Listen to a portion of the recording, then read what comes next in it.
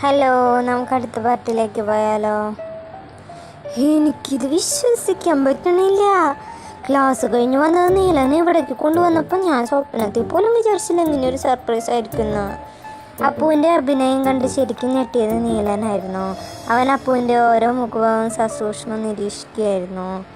കുറച്ചു കഴിഞ്ഞ് നീലം പുറത്തേക്ക് പോയി ആരതിക്ക് കുറച്ച് സാധനങ്ങൾ വാങ്ങിക്കൊണ്ടു വന്നു. സന്ധ്യ ആയതും അവർ ഇറങ്ങാൻ നിന്നപ്പോഴാണ് ആരതിയുടെ വീട്ടിൽ നിന്നും അവളുടെ അച്ഛനും അമ്മയും മറ്റു കുടുംബക്കാരും വന്നത്. ആ, അപ്പു വന്നിരുന്ന ഇവിളി വിളിച്ചപ്പോൾ പറഞ്ഞില്ലല്ലോ, ആരതിയുടെ അച്ഛൻ ചോദിച്ചു. ഞങ്ങൾ കുറച്ചു മുമ്പ് എത്തിയതേ ഉള്ളൂ, ഇറങ്ങാൻ നിൽക്കായിരുന്നു, നീലം മറുപടി പറഞ്ഞു. അത് പറഞ്ഞപ്പോഴാ മറ്റൊരു കാര്യം ഓർത്തേ. ഇവരുടെ കൂടെയല്ലേ നിങ്ങളുടെ കല്യാണം കഴിഞ്ഞ്? അപ്പുവിന് വിശേഷം വലുതായ ഡോക്ടറെ കാണിച്ചു നോക്കായിരുന്നില്ല, ആർക്കാ കുഴപ്പമെന്നറിയാലോ?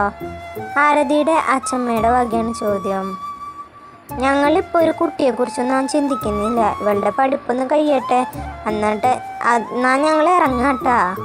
ശരി. നീലൻ അപ്പുവിനെയും കൂട്ടി പുറത്തേക്ക് ഇറങ്ങി. നിനക്കവരങ്ങനെ പറഞ്ഞപ്പോൾ സങ്കടമായോ?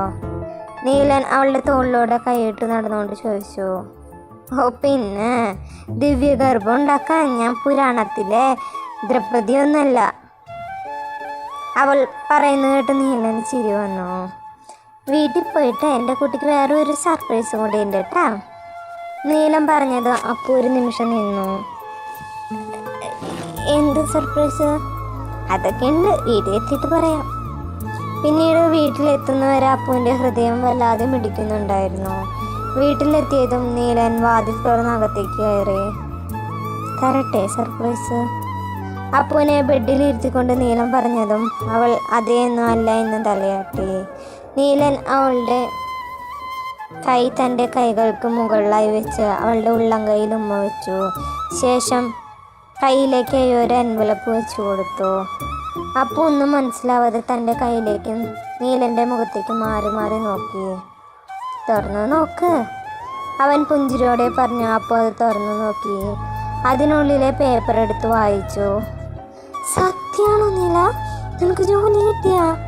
അവൾ വിശ്വാസം വരാതെ ചോദിച്ചു. സത്യ, ഞാൻ ആരതിക്ക് ഫ്രൂട്ട്സ് വാങ്ങിയപ്പോഴപ്പോഴാണ് പോസ്റ്റ്മാൻ ഇത് കൊണ്ട് തന്നെ. എന്നിട്ടെന്ത് ഈ കാര്യം അവിടെ വെച്ച് പറയാതിരുന്നേ? എൻ്റെ കുട്ടിയോട് തന്നെ ആദ്യം പറയണമെന്ന് തോന്നി, അതാ. എനിക്ക് ജോലി കിട്ടിയ കാര്യം ആദ്യം എൻ്റെ കുഞ്ഞ് തന്നെ അറിയണം. നീലം പറഞ്ഞത് അപ്പോൾ അവൻ്റെ കഴുത്തിലൂടെ കൈകൾ ചുറ്റിപ്പിടിച്ച് അവൻ്റെ കവളിലായി ഉമ്മ വെച്ചു. അന്നത്തെ രാത്രി അവർക്ക് ഇരുവർക്കും സന്തോഷം നിറഞ്ഞതായിരുന്നു. അന്ന് ഒരുപാട് നേരം അവർ സംസാരിച്ച് കിടന്നു. എനിക്കൊരു പാട്ട് പാടിത്തരോ നീല? അവൾ ചിരിയോടെ അവൻ്റെ നെഞ്ചിലേക്ക് ചേർന്നുകൊണ്ട് ചോദിച്ചു. നീലം പുഞ്ചിരിയോടെ അവളുടെ പുറത്ത് കൊട്ടിക്കൊടുത്തു. അവൻ്റെ പാട്ട് കേട്ട് അവൾ പതിയെ ഉറങ്ങിപ്പോയി. ഇങ്ങനെ കെട്ടാതെ നടക്കാനാണോ കിച്ചു നിന്റെ ഉദ്ദേശം? രാത്രി ഭക്ഷണം കഴിക്കുന്നതിനിടെ കിഷോറിനോടായി അമ്മ ചോദിച്ചു. അമ്മയ്ക്ക് ഇതല്ലാതെ എന്നോട് വേറൊന്നും ചോദിക്കാനില്ലേ? മനുഷ്യനോടൊരു കേസ് ഒത്തു കിട്ടാൻ തന്നെ കിടന്ന് കഷ്ടപ്പെടുക. പിന്നെ ഞാൻ എന്താ കിച്ചു പറയണ്ടേ? അമ്മ ഒന്നും മിണ്ടാതിരുന്നേ. ഏട്ടന് കല്യാണം കഴിക്കണമെന്ന് തോന്നുമ്പോൾ ഏട്ടൻ പറയും, അപ്പോൾ അമ്മ അത് നടത്തി കൊടുത്താൽ മതി, കിഷോറിൻ്റെ അനിയത്തി പറഞ്ഞു. എടാ ചെറുക്ക, ഇനി നീ ആരെങ്കിലും കണ്ടുവച്ചിട്ടുണ്ടാ? അമ്മ ചോദിച്ചതും കിഷോറിൻ്റെ മുഖത്തൊരു പുഞ്ചിരി മിന്നി പറഞ്ഞു.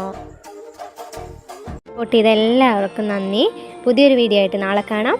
അപ്പോൾ നല്ലൊരു ദിവസം നേരുന്നു. Thank you.